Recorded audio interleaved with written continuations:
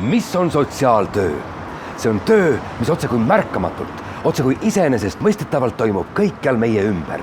See on töö, mis tagab meile toimetuleku kõige elementaarsemal, olulisemal tasandil. Lähme vaatame, mis see tähendab. Mida siis teeb sotsiaaltöötaja?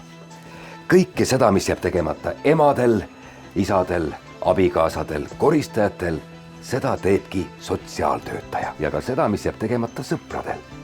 Sotsiaaltöötaja on professionaalne sõber.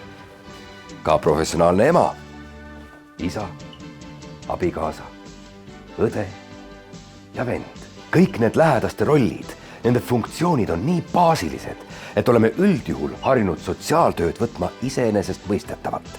Suhtume sellesse umbes nagu mesilastesse, kes meile mett toodavad.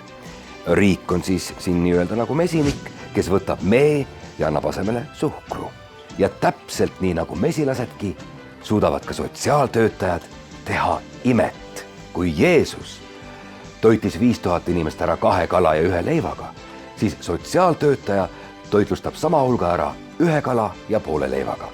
Eelarve aasta lõpus ka ilma kala ja leivata. On ju nii?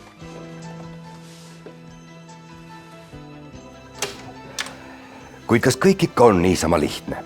Kui me jälgime sotsiaaltöösfääri laiemalt, siis selgub tõsiasi. Sotsiaaltöötaja tegeleb riskigruppi kuuluvate inimestega.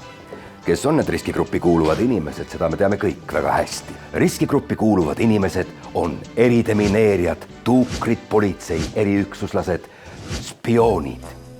Seda kinnitab ka tõsiasi, et sotsiaaltöökeskus kasutab klientidega suhtlemiseks kodeeritud keelt. Sotsiaaltöötajaid on väga erinevaid. Sotsiaaltöötaja on ühistöö tegija, kes kasutab ja koordineerib ja vajadusel koostab spetsialistide võrgustiku ja aktiviseerib kliendi tugivõrgustiku.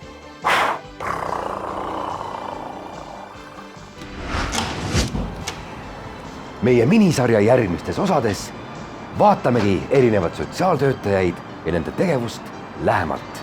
Kohtumiseni!